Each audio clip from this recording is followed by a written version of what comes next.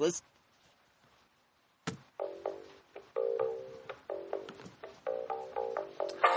Welcome, everyone, to the Michigan Trails Report. I am your host, Tom Funk. Welcome to the April 2026 edition of the podcast. Hey, if you're new here or are currently stuck in a mud pit somewhere along a muddy trail, I am the author of 50 Hikes in Michigan's Upper Peninsula. I'm also the author of 50 Hikes on the North Country Trail. I'm also a group moderator, expert, professional buzzkill on many of your Michigan Facebook hiking pages. Yeah, that is me. Nice to meet you. And once a month, we talk about the current status of Michigan trails, trail magic, hiker trash, and even give you a heads up on trail conditions and the ever-evolving personality disorders of reservation systems like recreation.gov, and I have a new favorite one to make fun of this month. Rest of the month, I typically post a chapter for one of my guidebooks, give you a travel narrative on one of my hikes, share the details of a historical trail, and, tell you about a famous outdoor person from the Great Lakes, and I will tell you about one a little bit later on today. Hey, just go to the table of contents and scroll, and you'll see gobs of stuff to listen to. And again, our sponsor is the Hiker Hostel in Germfast. The Upper Peninsula's only hostel will open up full-time sometime in the late spring, I hear, and they're going to cater to outdoor enthusiasts.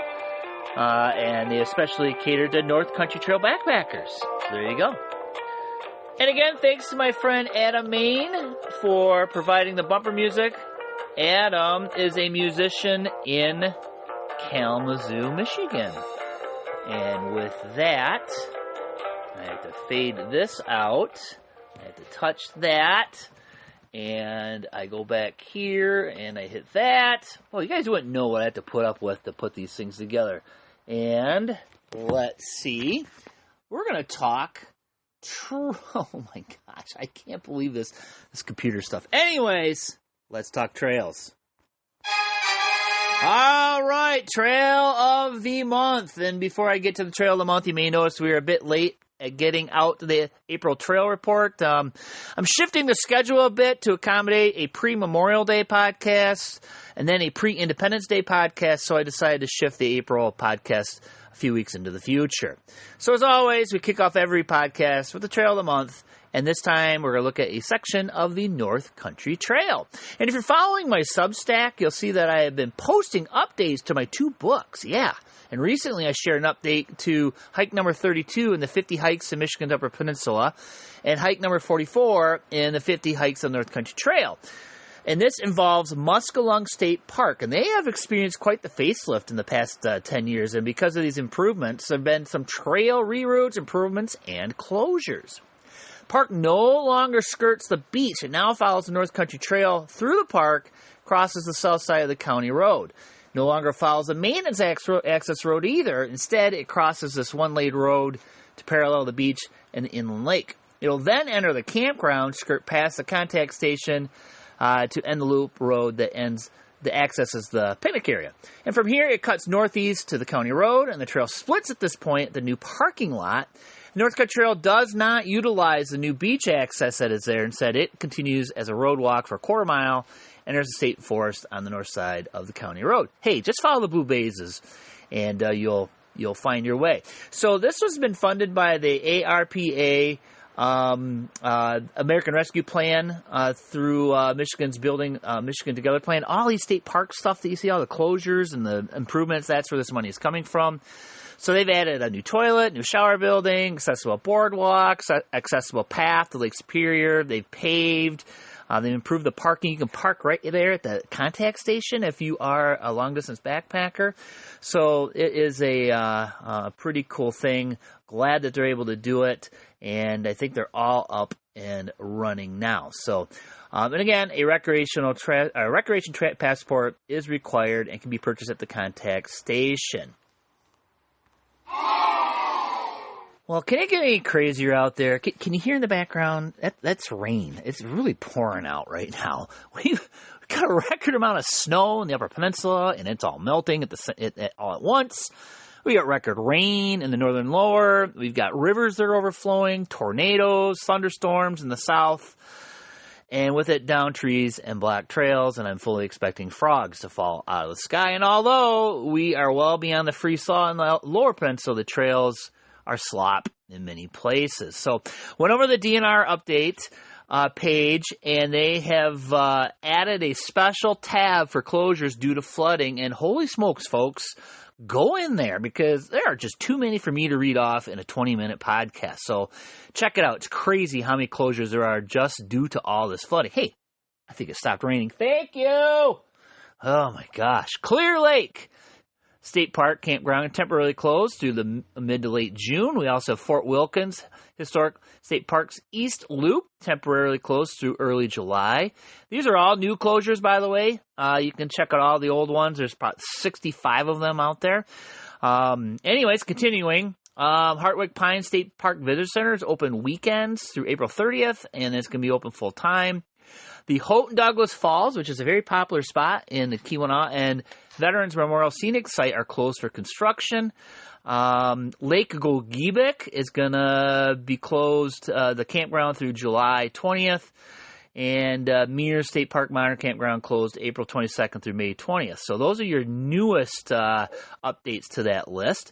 Let's see. Almost done. Tequamanon Falls State Park Upper Falls Boardwalk. And the Van Buren State Park is reopening and it says late spring. So, good news, Sterling State Park's Marsh and River Raisin Heritage Connector Trail is now open. They've paved a 40-foot railroad crossing to take place there to make a safe crossing for bike riders. And the Waterloo Recreation Eddies Discovery Center is finally going to reopen. And I think it's going to reopen sometime next week, so that is pretty cool. So for all the gory details, go to michigan.gov/DNR, then go to the About tab, then click on Newsrooms, then Closures, so you see that I'm not making any of this up. Moving over to the North Country Trail update. If you're a regular listener, I skip all the long-term closures. I just focus on the new ones. In the Upper Peninsula, no new closures. Yay! Lower Peninsula, we have at High Bridge Road on the Manistee River. Has been closed due to erosion from, guess what? Flooding. So we have that. We have a logging operation in Kalamazoo County near the, I believe it's at the Chef's Center, and there are reroute blazes in place. They are replacing a bridge on M89 and Washington Avenue in downtown Battle Creek where the trail crosses. So there's a slight reroute there, but nothing major, and that should be done and wrapped up in the fall. Snow report. And goodness, the number of folks asking how the trails are in the Upper Peninsula, especially Picture Rocks. Seriously, folks, come on. My advice, fall is a great time to hike there. It's going to be another month or so, maybe 2, before all that snow is melted and everything dries out. And friendly reminder, you can always go and look at the National Operational Hydrogeologic Remote Sensing Center's mapping program. I've got a tutorial on the website at Michigan Trails Report. Go over there and check it out. But keep in mind, it's kind of clunky, and you'll feel like it has the interface of a 1998 fax machine. So keep that in mind. But check it out. It's a really cool tool. So yeah, we still have snow in Michigan, and it's going to be a while.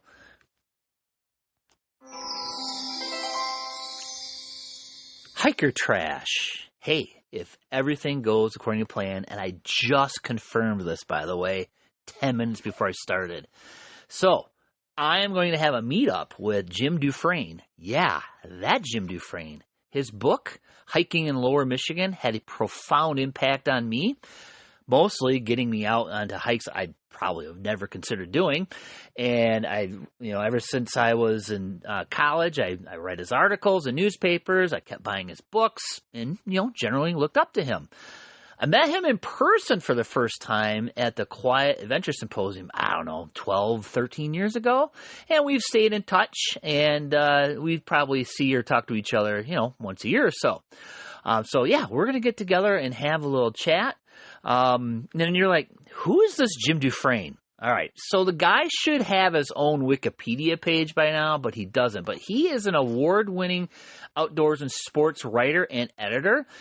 He's worked in Alaska, then he returned to Michigan, where he is originally from. He wrote 50 hikes in Lower Michigan.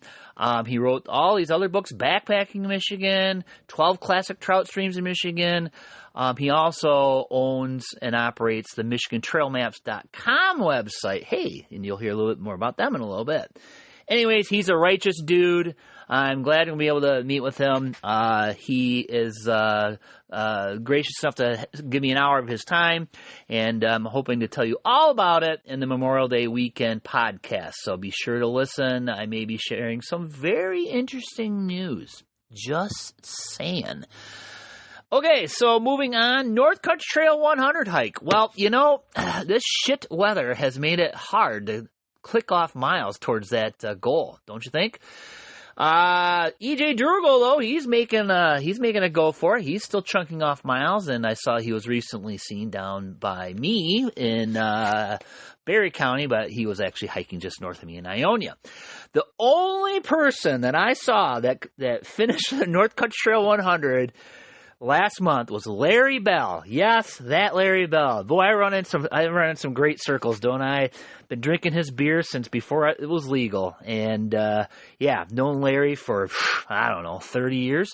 And he is now a very avid hiker. And he has done his 100 miles. It looks like he did 84 miles in Michigan and 16 in Ohio. But we'll cut him some slack because he did start that hike on the Michigan state line. So let's give everybody a round of applause.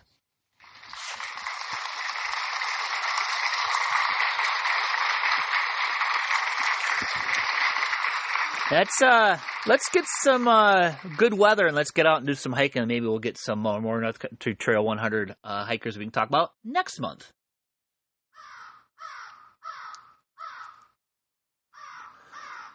All right, so I have resurrected my Substack. I am posting 3 articles a week. I have at least 200 more written that are queued up and ready to go. If you haven't been over there, I've been sharing my old articles about hiking in Michigan. A lot of it's hiking focused. And then last month, 3 articles you guys would probably be interested in is Misadventures of LaSalle, Atherton, and Heward. It's about portaging between the Huron and Grand River watersheds, which is it was a nightmare back in the day. And I tell you about 3 people that tried it. Also, 3 treasures of the Keweenaw, 3 places to hike in the Keweenaw Peninsula. And then I had an article on the border route and the Kekakabek, and I called that 100 Miles of Rabbit Track. Mondays, I release Substack about a place or places to hike. And again, I also publish on Wednesdays and Saturdays. And most of these Substacks exist as podcasts right here on this channel. So if you'd rather listen to them, just check out the table of contents. If you want to read about them, head on over to the Substack and check it out. All right, trail friends, it's time to shake things up like snow in your underwear. Time for North Country Trail Chapter of the Month. This month, it's the Jordan Valley 45-degree chapter. Covers about 80 miles of trail in northern Michigan. It's part of the 4,800-mile North Country Trail National Scenic Trail. You guys probably already knew that. It runs from Kip Road near Harbor Springs in Emmett County, south to Starvation Lake Road in Kalkaska County. I want to say this is probably one of the most underrated segments of the North Country Trail in the state of Michigan. Everybody's like, wow, there's no state parks or there's nothing to, oh my gosh, guys, I'm telling you, you got to go check it out. So the highlight of the trail, of course, is the Jordan River. And they have that, but get outside of that, north or south of that, it's a great section of trail. And this is an active chapter. They offer guided tours, hikes, they do work days, and they have an email newsletter they send out, and you can subscribe to it. Just head on over to the North Country website, click on that volunteer tab, and sign up for their newsletter. All right, so there you go, chapter of the month. And now it is time for the reservation report, which is brought to you by MichiganTrailMaps.com, home of high-quality trail maps, downloadable goodness, and the kind of detailed books that will make you the most prepared hiker in your group chat. All right, lots of changes since last month. Pictured Rocks, Memorial Day weekend. You can make something work, but it does not look good. Looks good until the end of June there, and then around Independence Day, it looks rather light as far as availability. So you better get on it with Pictured Rocks. Hurricane River, 12 Mile Beach, Beaver Creek, same as always. It's booked. You got to do your bookings, a month and 2 weeks out. So you got to wait if you're thinking of going there.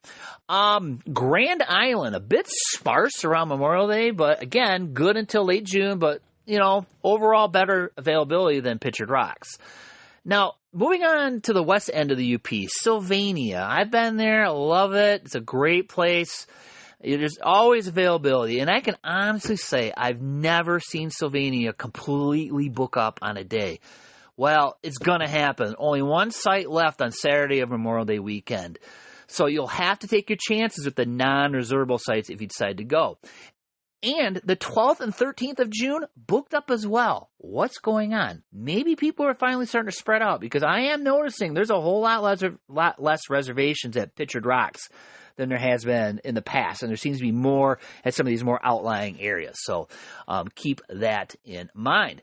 Now, moving on to the state park reservations, they have been doing the 6-month rolling reservations for a couple years. Porcupine Mountains, backcountry, a few spots left over Memorial Day weekend, but essentially not enough to make a workable trip. But there is plenty of availability Independence weekend. Craig Lake, Gob's availability.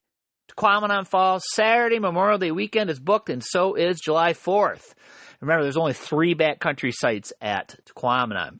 And I picked a random state park, Hoffmaster. Booked solid, Memorial Day weekend, big surprise. But lots of availability Independence weekend. So, again, finding this stuff pretty interesting. Isle Royal Queen, they're moving over to the Big Island and the Big Lake. It's taking reservations. You may want to peek at their schedule. They've got some 0 availability days scattered about. So there aren't like big chunks of time where it's all booked, but you may want to go over there if you haven't made your reservation yet. And the Ranger 3 reservation system for summer is up and running. Yay! However, you are merely submitting a form begging them for a place on the boat. It does not show you availability and will not tell you if the dates you're interested in are available. So, again, National Park Service, why aren't you using recreation.gov again? I still don't understand that. So, and also there's the seaplane. You got to call them ahead of time, and people still ask about Rock Harbor Lodges. Those have been booked up since last September. So there you have it. If you want to wait till the last minute to book your trip, well, that's not a good idea, because it looks like things are starting to fill up. All right, weather report. Hasn't this weather been, depressing? For the Grand Rapids area, I only see one 70-degree day in the forecast, and half of the time it will be raining. So, and I looked at the Germfast forecast in the 40s for highs, lows around freezing. They're going through a slow melt. I get asked about the Upper Peninsula and flooding all the time, and I'm like, no, the ground's still frozen. It just flows into the road or down into a river. So, and I hear the Hiker Hostel has a 12-foot snow pile on their property. So, yeah, lots and lots of snow up there. Let's give it a chance to melt, and let's see if we can, get out there and get these trails dried out and enjoy some spring. All right, bumper music again, so that means we're getting close to the end. And, hey, hope you're enjoying the content. Hit us up on Instagram, to YouTube. We have a channel, Michigan Trails Report. Got the Substack, lots of information out there. Please check it all out. And as usual, lots of people listening to the podcast, not that many of you subscribing. I guess I'm going to just have to live with that, but, feel free to hit that subscribe button. And again, thanks to our sponsor, Hiker Hostel and Retreat Germfast, with a 12-foot pile of snow. Thank you to Adam for the bumper music. Always appreciate you, Adam. Someday I'm going to be able to see you play live. Anyways, And thank you to everyone who's purchased the book in the past year. Buy yours at Amazon or tomfunk.net. And the quote to end the show. I think this is very appropriate. The river is everywhere. Herman Hesse. And thanks for joining us. Music Controls Report. We will see you next month. Podcast will come out right before Memorial Day weekend. Cheers!